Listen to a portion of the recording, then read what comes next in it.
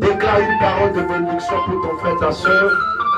Dieu nous a fait grâce d'être là encore dans sa présence ce soir. Gloire soit rendue à Dieu. Merci.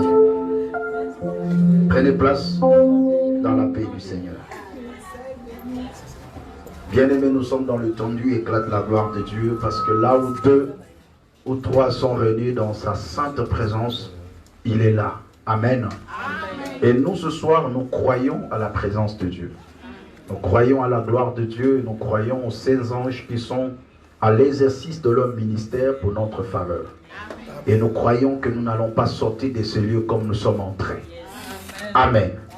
Gloire soit rendue à Dieu. Serrez vos ceintures parce qu'on va décoller dans la parole du Seigneur. J'aimerais que vous puissiez nous suivre avec une attention soutenue parce que le Seigneur a résolu de nous faire encore du bien. La compréhension de ces messages va déclencher une révolution dans ta vie et un miracle. Alléluia. Et tu dois le comprendre et Dieu te bénira. Un seul est homme de douleur, mais pas toi. C'est une déclaration de foi. C'est une déclaration qui atteste une certaine révolution là-dessus. Un seul est homme de douleur, mais pas moi. Parce qu'il faut toujours personnaliser un thème, une circonstance, bien aimé dans le Seigneur. Parce que quand moi je dis, moi je m'adresse à toi par exemple, que un seul est homme de douleur, mais pas toi. Mais toi tu dois t'approprier de ce thème. Est-ce que quelqu'un est en train de me comprendre? Amen. En disant que un seul est homme de douleur, mais pas moi. Est-ce que quelqu'un peut déclarer cela avec son cœur et avec foi? Un seul est homme de douleur, mais pas moi. Un seul est homme de douleur, pas moi. Là tu as déclaré comme si tu étais à la maison. Mais là maintenant déclare comme tu es devant la face du Seigneur. Est-ce que tu es ensemble avec moi? Amen. Ce sont des exercices de foi qui amènent aussi la bénédiction. Amen. Déclare avec moi, un seul est homme de douleur, mais pas moi. Un seul est homme de douleur, mais pas moi. Et acclamez maintenant pour la gloire du Seigneur. Je suis dans Ésaïe chapitre 53. C'est le verset introductif de notre enseignement. Ésaïe 53 verset 1. Ésaïe a prophétisé 700 ans avant la venue du Messie, disant, qui a cru à ce qui nous a été annoncé, qui a reconnu le bras de l'Éternel. Il s'est élevé devant lui comme une faible plante, comme un rejeton qui sort d'une terre desséchée. Il n'avait ni beauté ni éclat pour attirer nos regards, et son aspect n'avait rien pour nous plaire. Méprisé et abandonné des hommes, homme de douleur et habitué à la souffrance, semblable à celui dont on détourne le visage. Nous l'avions dédaigné et nous n'avons fait de lui aucun cas. Cependant, ce sont nos souffrances qu'il a portées. C'est de nos douleurs qu'il s'est chargé. Et nous l'avons considéré comme puni, frappé de Dieu et humilié. Mais il était blessé pour nos péchés, brisé pour nos iniquités. Le châtiment qui nous donne la paix est tombé sur lui. Et c'est par ses meurtrissures que nous sommes guéris. Nous étions tous errants comme de brebis. Chacun suivait sa propre voie. Mais l'Éternel a fait retomber sur lui l'iniquité de nous tous. Il a été maltraité et opprimé. Et il n'a point ouvert la bouche.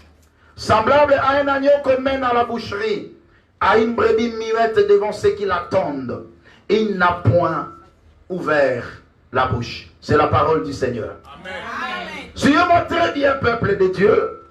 Ésaïe est en train de nous faire une description de la mission que devait accomplir notre Seigneur Jésus sur la terre.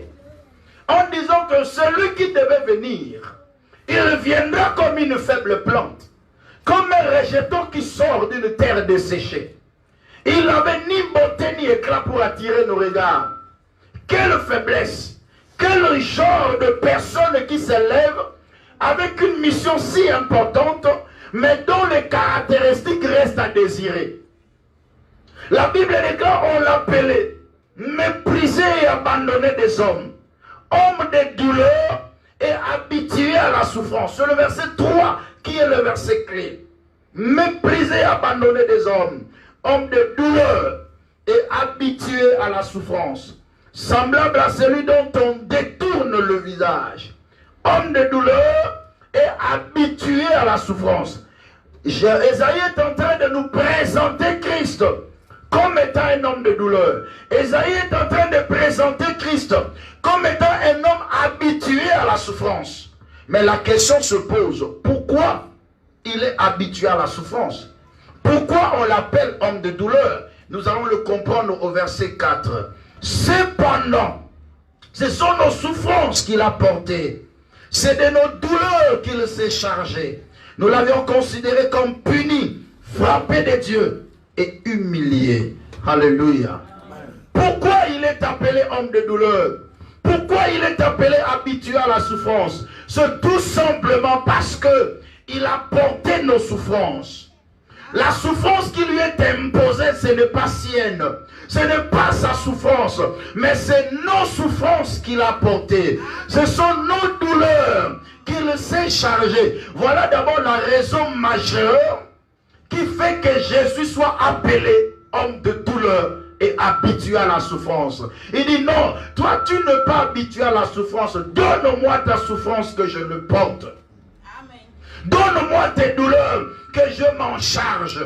Voilà pourquoi un jour il a dit, venez à moi, vous tous qui êtes chargés et fatigués, je vous donnerai du repos. Il dit encore, déchargez-vous sur lui de tous vos soucis, et il prendra soin de vous. Pourquoi? Parce qu'il est homme de douleur. Parce qu'il est habitué à la souffrance. Il sait comment il va faire avec cette souffrance-là. Moi, je ne sais pas ce que je vais faire avec la souffrance. Je ne suis pas homme de douleur. Je ne suis pas habitué à la souffrance. Mais celui qui est spécialiste pour porter les souffrances d'autrui, c'est Jésus. Amen. Alléluia. Amen. Alléluia. Amen. Vous savez, bien-aimé, quelqu'un peut souffrir pour toi, mais il est incapable de porter ta souffrance. Ça, c'est vrai. Alléluia. Amen. Je répète, une personne peut souffrir pour toi, mais il ne peut pas prendre ta souffrance et la porter. Une femme peut souffrir pour un mari. Un mari peut souffrir pour une femme. Un enfant peut souffrir pour son père. Un père peut souffrir pour ses enfants. Mais ce qui est impossible, la souffrance qui est en toi, tu ne peux pas enlever pour le mettre dans une autre personne. Mais c'est ce que Jésus a fait. C'est là où il y a la différence entre Jésus et les hommes naturels. Quand Jésus s'élève, il te trouve dans la souffrance, il compatit, il prélève ta souffrance et il le porte. Allez-y comprendre quand nous venons consoler les gens dans le temps de deuil. Quelqu'un a perdu son père. Il souffre dans son cœur. Quand nous venons, est-ce que nous avons la capacité d'enlever cette souffrance en lui? Nous pouvons faire sortir quelques paroles pour chercher à le consoler. Mais nous ne pouvons pas enlever la souffrance afin de le ressentir comme lui. Mais quand Jésus vient sur la terre, la mission principale du Seigneur, c'est d'ôter ta souffrance afin de la porter. Et quand il le fait, toi tu restes en paix. Amen. Voilà pourquoi on l'appelle homme de douleur. Mais toi, tu n'es pas un homme de douleur. Est-ce que je peux avancer? Amen. Matthieu chapitre 8, verset 17. Écoutez un peu ce qu'il dit. C'est juste une parenthèse, un crochet que je fais. Et je vais rentrer rapidement dans le bain. Matthieu chapitre 8, verset 17. Écoutez cette prophétie. J'aime cette prophétie. Matthieu 8, 17. Il dit ceci. Afin que s'accomplisse ce qui avait été annoncé par Ésaïe le prophète. Il a pris nos infirmités et il s'est chargé de nos maladies. Voilà un exemple pratique. Il a pris nos infirmités et il s'est chargé de nos maladies. Donc quand Jésus vient dans ta vie, il te trouve dans la maladie, il fait quoi? Il prend cette maladie, il se charge de cela. Parce que c'est lui qui est homme de douleur. Parce que c'est lui qui doit être habitué à la souffrance. Et j'entre maintenant en profondeur par une histoire qui va nous amener à comprendre en long et en large ce sujet. Je suis dans Genèse, au chapitre 22. À partir du premier verset, Nous allons lire jusqu'au verset 14. Genèse, chapitre 22, verset 1 jusqu'au verset 14. Nous lisons la parole au nom de Jésus. Amen. Après ces choses, Dieu mit Abraham à l'épreuve et lui dit, Abraham, et il répondit, me voici. Dieu dit, prends ton fils, ton unique, celui que tu aimes, Isaac, va-t'en au pays de Morija, et là offre-le en holocauste sur l'une des montagnes que je te dirai. Abraham se leva de bon matin, sella son âne, et prit avec lui 2 serviteurs et son fils Isaac. Il fondit du bois pour l'holocauste, et il partit pour aller au lieu que Dieu lui avait dit. Le 3e jour, Abraham leva les yeux et vit le lieu de loin. Et Abraham dit à ses serviteurs, restez ici avec l'âne. Moi et le jeune homme, nous irons jusque là pour adorer. Et nous reviendrons auprès de vous. Abraham prit le bois pour l'holocauste, le chargea sur son fils Isaac. Suivez très bien. Abraham prit le bois pour l'holocauste, le chargea sur son fils Isaac, et porta dans sa main le feu et le couteau, et ils marchèrent tous deux ensemble. Alors Isaac parla à Abraham son père, dit, mon père. Et il répondit, mais voici mon fils. Isaac reprit, voici le feu et le bois, mais où est l'agneau pour l'holocauste? Abraham répondit, mon fils, Dieu se prouvera lui-même de l'agneau pour l'holocauste. Et ils marchèrent tous deux ensemble. Lorsqu'ils furent arrivés au lieu que Dieu lui avait dit, Abraham y éleva un autel et rangea le bois. Et il lia son fils Isaac et le mit sur l'autel par-dessus le bois. Puis Abraham étendit la main et prit le couteau pour égorger son fils. Alors l'ange de l'Éternel l'appela des cieux et dit, Abraham, Abraham. Et il répondit, me voici. L'ange dit, n'avance pas la main sur l'enfant et ne lui fais rien, car je sais maintenant que tu crains Dieu et que tu ne m'as pas refusé ton fils, ton unique. Abraham leva les yeux et vit derrière lui un bélier, j'insiste, un bélier retenu dans un buisson par les cornes. Et Abraham alla prendre le bélier et l'offrit en holocauste à la place de son fils. Et l'offrit en holocauste à la place de son fils. Abraham donna ce lieu le nom de Jéhovah-Jireh. C'est pourquoi l'on dit aujourd'hui, à la montagne de l'Éternel, il sera pourvu. C'est la parole du Seigneur. Amen. Alors, suivez-moi très bien, bien aimé, dans quelques minutes, je vais vous révéler la pensée de Dieu. Bien aimé, l'histoire nous parle du sacrifice que Abraham devait faire. Il devait offrir son fils parce que Dieu l'a mis à l'épreuve. Il avait tellement de promesses que je rendais ton nom grand. Tu seras le père d'un grand nombre de nations. Il avait ses promesses en lui. Mais le Seigneur vient maintenant pour le prouver. Il dit, donne-moi ton fils. Donne-moi ton unique, celui que tu aimes, Isaac. Abraham regarde son fils, il dit, ah, qu'est-ce que le Seigneur est en train de m'enseigner? Qu'est-ce que le Seigneur me fait exactement? Mais tellement qu'il avait confiance en Dieu, il se leva un beau matin, il sella son âne, il prit son fils, il dit, on va aller adorer le Seigneur avec ses serviteurs. Ils ont marché 3 jours après, la Bible déclare, ils sont arrivés devant la montagne appelée montagne de Morija. Est-ce que vous êtes là ensemble avec moi?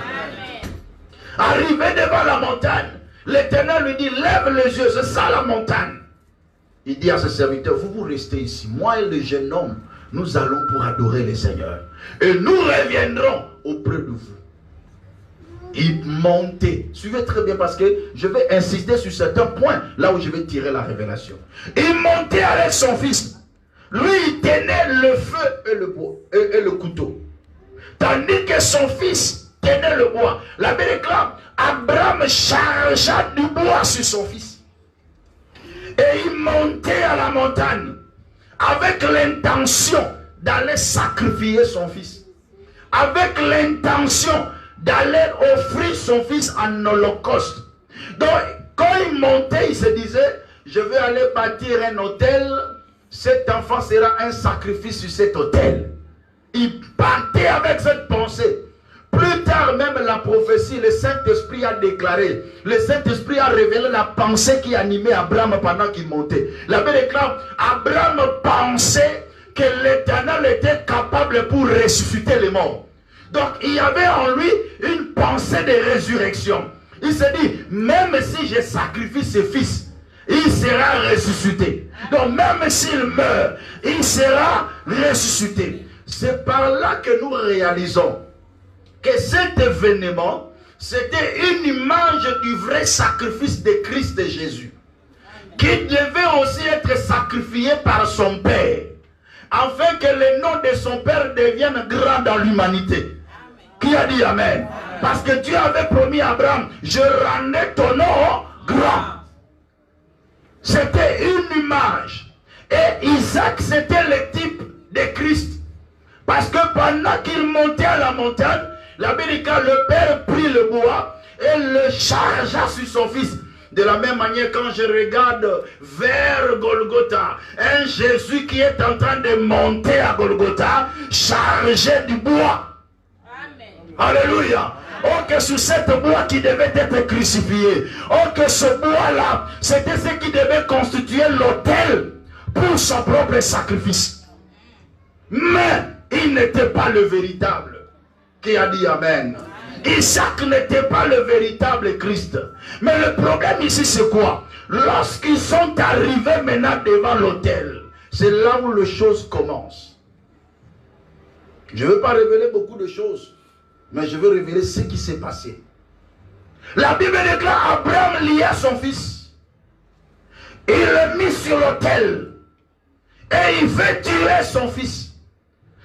Quand on dit il veut tuer son fils, c'est-à-dire il veut lui imposer une souffrance. Il veut lui imposer une douleur. Qui a dit Amen?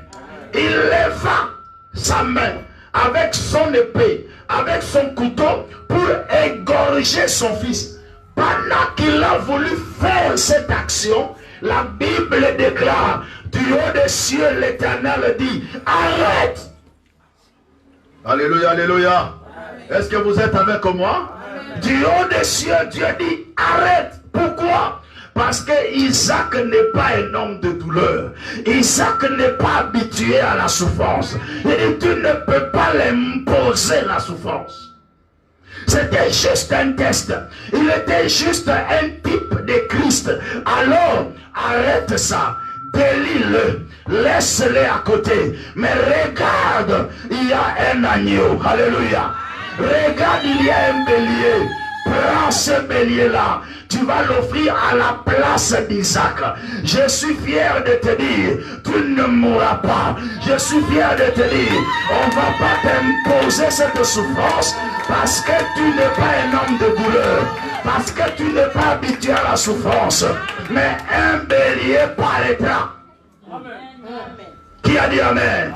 Est-ce que quelqu'un l'a avec moi? Qu'est-ce que je suis en train de dire? Un bélier paraîtra. Isaac n'est pas un animal de douleur. Isaac n'est pas habitué à la souffrance. Délie-le, laissez-le. Mais à côté, il y a un bélier. Prends ce bélier, offre-le à la place d'Isaac. Parce que c'est cet animal qui est animal de douleur. C'est cet animal qui est destiné à être sacrifié. Mais qu'est-ce qui attire encore mon attention? Quand je regarde les caractéristiques de ce bélier, on me dit que ce bélier était retenu par les cornes. Mais la question se pose, un bélier a-t-il des cornes? Quelle est la longueur des cornes d'un bélier pour qu'on l'attache par un cordon? Cela prouve à suffisance que ce bélier-là n'était pas assez retenu. Ce bélier-là avait la facilité de se dégager et de fuir. Est-ce que quelqu'un est en train de comprendre? Est-ce que vous êtes là ou vous n'êtes pas là? Acclamez d'abord pour la gloire du Seigneur. Serrez vos ceintures maintenant, je vais descendre un peu pour la compréhension de tous. Alléluia. Le bélier était retenu par les cornes. Or qu'en réalité, un bélier n'a pas assez de cornes. Donc si on le lit, donc il ne sera pas suffisamment attaché. De lui-même et avec beaucoup de facilité, il peut se détacher. Donc, à cause d'Isaac, à cause de ce remplacement qui devait se faire, ce bélier-là ne pouvait pas se détacher, malgré qu'il avait cette possibilité. Quand je reviens dans la vie de notre Seigneur Jésus, je le vois sur la montagne de Gethsemane, semblable à ce bélier. Il pouvait fuir cette mort. Voilà pourquoi il avait dit, Père, si c'est possible que tu éloignes de moi ce couple. Mais quand il regarde à côté, il voit un Isaac prêt à être immolé. Il dit, ah, non pas ma volonté, mais que ta volonté soit faite. Parce que j'ai un Isaac que je dois remplacer. Isaac n'est pas homme de douleur. C'est moi qui suis un animal de douleur. Alors, je ne veux pas me détacher. Quand on est venu l'arrêter, il pose la question, qui cherchez-vous? Il dit, Jésus de Nazareth. Il recule et tombait. Ah! Le bélier pouvait se rétacher facilement et partir. Mais à cause d'Isaac, Isaac n'est pas homme de douleur. Isaac n'est pas la souffrance. Il dit non, non, non. Il faut que la volonté de Dieu se fasse. Parce que moi, je suis homme de douleur. Mais pas Isaac. Je déclare, je prophétise. Si Jésus a accepté de partir à la croix afin de mourir, c'est pour t'épargner des différentes douleurs imposées par les hommes. Les différentes douleurs imposées par les sorciers. Alléluia. Est-ce que je peux encore avancer? Bien-aimé, le ciel s'élèvera contre toute personne qui veut t'imposer une souffrance. Abraham éleva son épée. Il veut frapper, le ciel intervient. Ce soir, bien-aimé, le ciel va intervenir face à toute situation qui t'a été imposée. Face à toute difficulté que le diable t'impose, le ciel va réagir ce soir.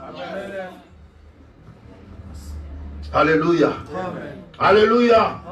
De la même manière que Isaac a été remplacé, je dis bien, remplacé par l'agneau, parce que Isaac n'était pas homme de douleur. De la même manière aussi, Barabbas a été remplacé par Jésus. Cette croix était destinée pour Barabbas, mais Barabbas n'est pas homme de douleur. Barabbas n'est pas habitué à la souffrance, mais c'est Jésus. Alors Pilate se lève, il dit, je vous donne deux options. Ici j'ai Barabbas, ici j'ai Jésus. Que voulez-vous? Qui voulez-vous? Il dit, libérez Barabbas, tuez cet homme. Mais il dit, mais qu'est-ce qu'il a fait de mal? Je ne vois rien en termes de mal. Bien-aimé dans le Seigneur, excellent enfant de Dieu, la femme de Pilate s'éleva. Il envoie des messagers pour dire à Pilate, Pilate, je n'ai pas bien... J'ai fait de mauvais rêves, que moi j'appelle des rêves diaboliques. Ce n'était pas de rêve de Dieu. Posez-moi la question, mais pourquoi? Posez-moi la question, pourquoi? Je vais vous choquer, bien-aimé. Tu sais, ce rêve-là n'interprétait pas la pensée de Dieu. En disant à son mari, lave le main, laisse cet homme partir. Tu ne peux pas tuer cet homme. Mais pourquoi? C'est lui qui est homme de douleur. Pourquoi on doit le relâcher? Tu sais ce que les hommes ont dit? Je suis dans Matthieu chapitre 27. Verset 15 à 25, vous allez lire à la maison. Matthieu 27, verset 15 à 25. Les hommes ont dit, libérez Barabbas, tuez Jésus, parce que nous voulons même que son sang retombe sur nous. Il parlait des choses qu'il ne maîtrisait pas. Il parlait des choses qu'il ne comprenait pas. Que son sang retombe sur nous. Pilate dit, si je tue cet homme, c'est votre affaire. Moi, je lave mes mains. Je vous le livre. Tuez-le comme vous voulez. Il dit, oui, nous allons le tuer et son sang va retomber sur nous et sur nos enfants. Tu sais pourquoi? Parce que le sang de Barabbas ne nous apporte rien. Même si on tuait Barabbas, la souffrance de Barabbas ne peut pas enlever nos souffrances. Mais tandis que la souffrance de cet homme, quand son sang sera versé, que son sang retombe sur nous, au lieu que ce sang apporte la malédiction, mon contraire, ce sang apportera la purification, la sanctification, la délivrance de nos souffrances, alors que son sang retombe sur nous. La mort de Christ n'est pas un sujet de malheur pour nous. Mon contraire est un sujet de joie. Amen. Parce qu'un seul devait mourir pour porter l'humanité entière sur lui-même. Est-ce que quelqu'un est en train de comprendre? Laisse-moi maintenant atterrir petit à petit. Je suis dans Jean chapitre 18. Tu n'es pas homme de douleur, bien-aimé. Tu n'es pas habitué à la souffrance. Alléluia. Amen. Regarde ton frère. Dis-lui, moi, je ne suis pas femme ou homme de douleur. Jean chapitre 18, verset 8. Jean chapitre 18, verset 8. Au verset 7, il dit, il a demandé de nouveau, qui cherchez-vous? Et il dit, Jésus de Nazareth. Qui cherchez-vous? Jésus de Nazareth. Ah, vous me cherchez? Ok. Verset 8. Est-ce que tu peux lire avec moi? Jean 18, 8. Ensemble, nous lisons. Jésus répondit, je vous ai dit que ce moi, c'est donc ce moi que vous cherchez, laissez aller ceci. Alléluia. C'est donc ce moi que vous cherchez, mais pourquoi vous allez retenir ces gens? Je suis venu dire à quelqu'un, si Jésus est pris, toi tu dois être libéré. Alléluia. Parce que c'est lui qui est homme de douleur. Mais quand on a un substitut, quand on est un remplaçant, pourquoi on doit maintenir en captivité remplacé? Je déclare et je prophétise. Christ t'a remplacé dans ta maladie. Il t'a remplacé dans ton célibat. Il t'a remplacé dans ta stérilité. Alors j'ordonne maintenant que le monde de te laisse partir. Parce que tu as une destinée à faire. Tu as une bénédiction à vivre sur ton parcours. Qui te laisse partir au nom de Jésus. Parce que toi tu n'es pas un homme de douleur. Parce que toi tu n'es pas habitué à la souffrance. Il dit, moi je suis habitué à la souffrance. Prenez-moi. Mais laissez aller ceci. Prenez-moi, mais laissez Barabbas partir. On dit non, mais Barabbas c'est un criminel. Laissez-le partir parce que vous m'avez déjà pris. Je le remplace. Alors vous devez le laisser. Alors amène maintenant ton esprit à comprendre cette réalité. Christ a pris nos douleurs. Et pourquoi nous devons continuer dans les douleurs? Tu vas dire non aujourd'hui. Alléluia. Puis-je te montrer à la croix ce que Christ a fait en portant tes malédictions, en fait que toi tu vives une vie bénie, en portant tes mauvais sorts, pour que toi tu vives une vie épanouie. Alors je déclare et j'ordonne qu'il te laisse partir au nom de Jésus. Que les sorciers te laissent partir. Que les démons te laissent partir. Tous ceux qui t'ont bloqué pendant des années, ils te laissent partir au nom puissant de Jésus. Jérémie dit, mais pourquoi ma souffrance est-elle continuelle? S'il y a quelqu'un qui a déjà pris ma souffrance, mais pourquoi ma souffrance est-elle continuelle? Jabez éleva sa voix un jour, il dit, Seigneur, si tu me bénis et que tu étendes mes limites, si tu me préserves, en sorte que je ne sois plus en sorte que je ne sois pris dans la douleur. Et Dieu lui accorda ce qu'il avait demandé. Je déclare et je prophétise ce soir, tes douleurs, Christ l'a porté sur la croix. Ta maladie, Christ l'a porté sur la croix. Ton chômage, Christ l'a porté sur la croix. Ta pauvreté, Christ l'a porté sur la croix. Tu n'es plus maudit, mais tu es béni de Dieu. Parce que toute la malédiction, il a porté cela. Est-ce que quelqu'un peut crier très fort, Seigneur, merci? Est-ce que quelqu'un peut acclamer pour la gloire de Jésus? Est-ce que quelqu'un peut pousser les cris de joie? Laisse-moi te montrer ta place sur la croix. Bienvenue à la croix de Christ. Bienvenue au lieu de notre victoire. Bienvenue à ce grand spectacle qui atteste la fin d'une souffrance d'une vie. quelqu'un qui est en train de comprendre cette parole? Amen. Tu me dis, mais pasteur, moi je suis maudit. Je suis maudit dans ma famille. Dans notre famille, il y a une malédiction héréditaire terrible. Tout ce que nous faisons n'avance pas. Rien ne marche. Je t'amène devant la croix. Je te montre la croix. Là où ta malédiction a été vaincue. Je vois Christ en train d'être crucifié. Non pas dans une croix en fer. Non, mais dans une croix du bois. Cependant, il est écrit: maudit soit quiconque est pendu au bois. Donc si on pend quelqu'un dans le bois, cela atteste qu'il est maudit. C'est de cette manière que Christ, par la croix du bois, a enlevé toutes les malédictions qui pesaient sur toi. Donc quand moi je m'approche devant la croix, je regarde Christ mourir sur la croix, pris cette place de malédiction. Donc moi, je suis plus maudit. Combien de malédictions? Ça va se porter par combien de personnes? Il y a déjà quelqu'un qui a tout pris. Il n'a rien laissé. Parce que lorsqu'il dit tout est accompli, c'est qu'il n'a rien laissé. Il n'y a aucune partie, aucun domaine de ta vie qui a été laissé. Alors allez-y comprendre. Quel genre de malédiction tu es en train de vivre? Christ l'a porté déjà sur la croix, afin que ta vie ne soit plus maudite. Même si tu sors d'une famille déserte, même si tu sors d'une famille très maudite, mais parce que Jésus a déjà enlevé la malédiction, toi tu n'es plus maudit. Parce que tu crois à l'œuvre de la croix. Il dit, vous m'avez déjà, laissez-le aller. Parce qu'ils ont des bénédictions à les toucher. Tu me dis, mais pasteur, moi la pauvreté ne s'étarit pas. Pasteur, moi en tout cas, tout ce que je fais, il y a des blocages. Je lance encore un défi. Et je lève mes yeux vers la croix. Je suis en train de voir quelqu'un qu'on est en train déjà de crucifier. On l'avait déjà crucifié. Mais un soldat poussé par le Saint-Esprit, je dis bien, un soldat poussé par le Saint-Esprit est allé prendre des épines. Il en fait sous forme de couronne. Et il vient faire porter Jésus sur la tête. My God. Mais j'entre dans la dimension prophétique et révélationnelle. Je commence à comprendre une chose.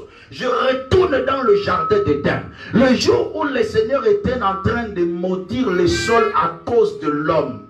Parce qu'il n'avait pas maudit l'homme. En disant, à cause de toi, homme, le sol te sera maudit. Il te produira quoi? Des épines et des ronces. Avec comme objectif d'étouffer ta sémence. Alors, c'est ta force de peine que tu attireras ta nourriture. C'est ce jour-là que l'esprit de pauvreté est entré dans le monde. Mais quand Christ est en train de souffrir à la croix, un soldat est allé ramasser ses épines. Ces épines qui a été précédemment sémées dans le jardin d'Éden, qui rendait amer le travail de l'homme, dont le travail devenait comme un caillou. Mais le travail n'est pas un caillou parce qu'il y avait des épines. Mais Christ a déjà enlevé ses épines. Alors je déclare que ton travail n'est plus un caillou. Ton travail, c'est un travail. Ton travail, c'est un travail bénissant. Est-ce qu'il y a quelqu'un qui comprend? Parce qu'il n'y a plus des épines. Christ a porté les épines sur la croix. Cela atteste qu'il a pris déjà toutes les pauvretés. Voilà pourquoi il est écrit, lui qui était riche, nous qui étions pauvres, mais il s'est fait pauvre. Bien aimé, il s'est fait pauvre, afin que par sa pauvreté, vous puissiez vous enrichir. Je déclare que tu seras enrichi. Non, non, est-ce que je suis en train de parler à quelqu'un là? Je déclare que tu vas t'enrichir au nom de Jésus. L'Éternel bénira l'œuvre de tes mains. Tu verras la prospérité entre tes mains. Je le déclare au nom de Jésus. Ton travail ne sera plus un caillou, mais ton travail sera un travail bénissant, un travail prospère, un travail qui va avancer. Et tu mangeras un pain paisible. Non, je dis tu mangeras un pain paisible. Je dis encore tu mangeras un pain paisible. Parce qu'il est écrit, en vain vous vous levez matin, couchez-vous tard et mangez le pain des douleurs. Le pain des douleurs c'est pour le païen. Le pain des douleurs c'est pour ceux qui cultivent dans un sol épineux. Et pour ces enfants, il dit, il leur donne autant pendant leur sommeil. Donc, pour Rendre ce qui a été destiné pour eux. Je déclare et je prophétise. Tu ne vas plus jamais cultiver dans un sol plein d'épines. J'enlève toutes les épines dans ton travail. J'enlève toutes les épines dans ton travail. Je refuse un travail où tu pars. Tu pars, tu rentres fatigué. Tu rentres. C'est là au nom de Jésus. Que Dieu te donne la bonne santé. La force. Que Dieu te donne un travail paisible. Est-ce que quelqu'un peut acclamer pour la parole?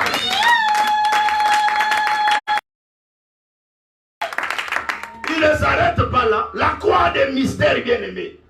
La Bible déclare. Tu peux me dire, mais pasteur, moi je suis malade. Je suis malade à la tête, je suis malade aux pieds, je suis malade dans le ventre, je suis malade partout, partout. Je regarde sur la croix. Esaïe l'avait déjà prophétisé en disant, il s'est chargé de nos maladies. Mais sur la croix, il y a eu une représentativité au travers de ces meurtrissures.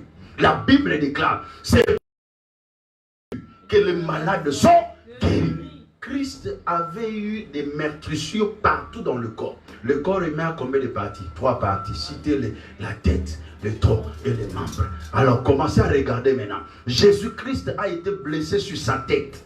Parce qu'on avait posé la couronne de pied sur sa tête. Là, il est en train de guérir toutes les maladies liées à la tête. Dis-moi, quel est le nom de ta maladie?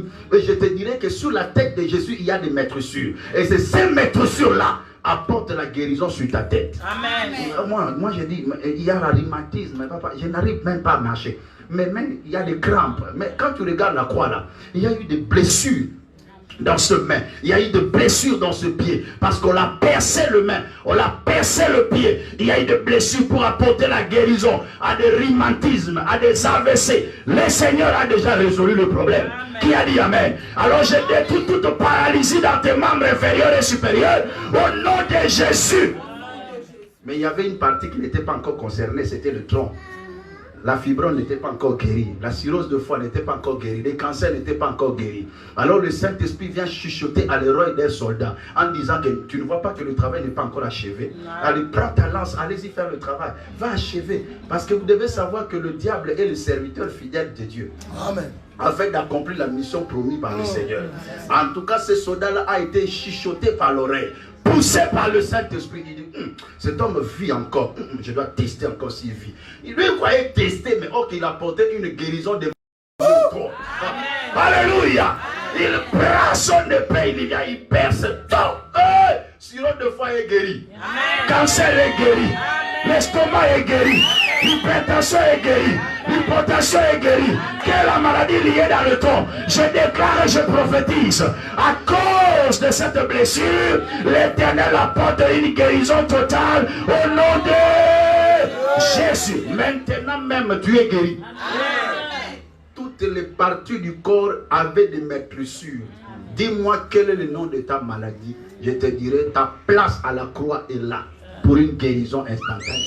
Amen. Ainsi, à la fin de compte, il dit j'ai soif. Quand quelqu'un dit que j'ai soif, cela atteste à une souffrance qui monte. Et au lieu de lui donner de l'eau pour apaiser sa souffrance, mais on vient l'apporter des vinaigres pour augmenter sa souffrance. Pourquoi? Parce qu'il est homme de douleur. Alléluia. Habitué à la souffrance. Quand on lui donne le vinaigre, il dit ah, mais qu'est-ce qui se passe? Donc, je déclare encore et je prophétise, au lieu que ta douleur augmente, que Christ a pris sur la croix,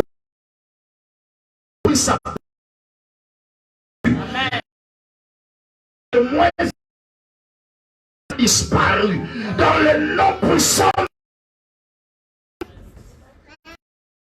de douleur, mais pas toi. Amen. Tu dois une vie paisible. Amen. Toi, tu dois vivre une vie qui s'épanouit. Christ a pris ta place. Il dit, si c'est moi que vous cherchez, prenez-moi, mais laissez aller ici. Ils n'ont rien à foutre ici. J'ai déjà pris la place. Mais comment quand vous voulez me retenir? C'est ça cette révolution que tu vas exercer dans la prière. Toi, Satan, avec lui, qu'est-ce que vous faites avec moi? Je n'ai rien à foutre avec vous. Je n'ai même pas un compte à rendre avec le diable.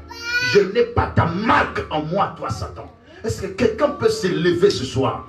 Dire à Dieu, je refuse la souffrance. Parce que toi, tu l'as déjà porté. Je refuse cette stérilité. Toi, tu l'as déjà porté. Tu as été blessé pour que moi, je sois guéri. Tu peux te lever là où tu es. Que Dieu vous bénisse. Et que Dieu bénisse sa parole. Est-ce que quelqu'un peut acclamer très fort pour la gloire de Dieu? Non, acclame très fort pour la gloire du Seigneur. Ta souffrance ne sera pas éternelle. Tu es comme Isaac. Tu ne mourras pas. Tu seras placé. Christ a pris ta place. Le ciel va s'engager ce soir pour dire arrête. Ils diront aux sorciers arrête. Il ne faut pas toucher. Il n'est pas un homme de douleur. Il n'est pas habitué à la souffrance. Lève tes mains, bien-aimé dans le Seigneur. Et commence à prier. Commence à dire à Dieu d'abord merci pour cette parole. Prions tous ensemble. Au nom puissant de Jésus. Alléluia. Oh Dieu de grâce. Dieu puissant, Dieu merveilleux. Nous venons te dire merci pour ta parole. Merci pour le Saint-Esprit. Merci pour ta grâce. Merci pour ta